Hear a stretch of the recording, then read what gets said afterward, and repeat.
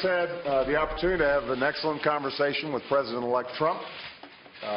It was wide-ranging. We talked about some of the organizational issues in setting up a White House. President Obama welcoming President-elect Trump to the Oval Office today as part of the transition of power.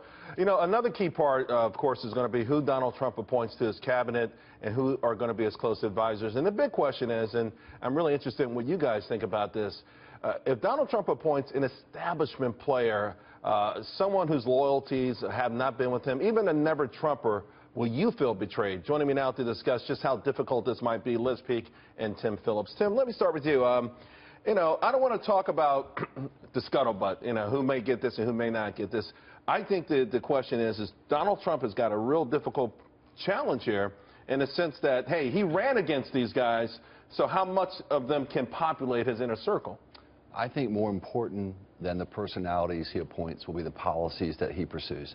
If he's bold and goes big from day one, for example, if he says we're going for a full repeal of Obamacare immediately, that will matter more than any individual he appoints. If he says we're going to end corporate cronyism that's been rife with both Republicans and Democrats in Washington, we're going to clear it out, you know, drain the swamp, and that's a great place to start, ending cronyism. Right. That'll say more than any personality he appoints. I think it's the policies, Charles, he pursues that are key. Although, Liz, some people think the swamp are those establishment types. You know, a lot of people in America consider, listen, Congress has got an 8% approval rating. They consider the main cogs in the swamp, those guys and gals who've been there for 30 years, have become millionaires, and they don't want to see them around anymore, period. Well, there are some, though, who really took on the Trump candidacy, and they will not be welcome in the Trump White House. I think Trump is a very loyal person. We've seen that in the way he has behaved towards people who wanted to join his campaign. If you were against him in the beginning, you were not particularly welcome later on. I totally agree. I think it's going to be what he gets accomplished. But here's the strange thing. There's many strange things about this election.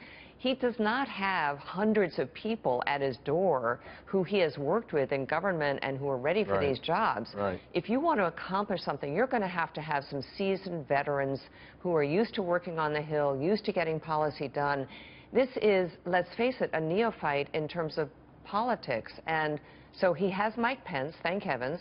Mike Pence is good friends with many people on the Hill, including Ryan.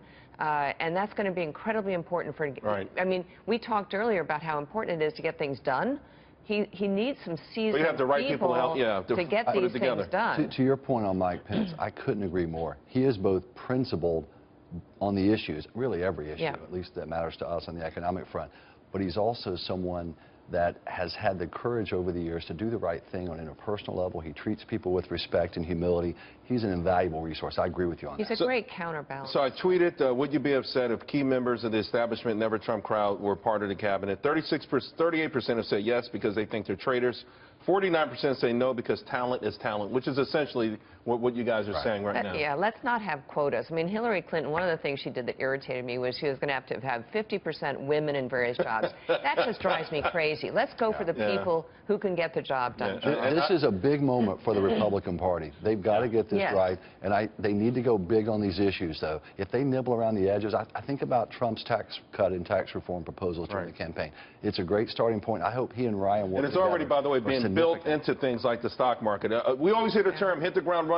They got to hit the ground running. Guys, thanks a lot. Appreciate it.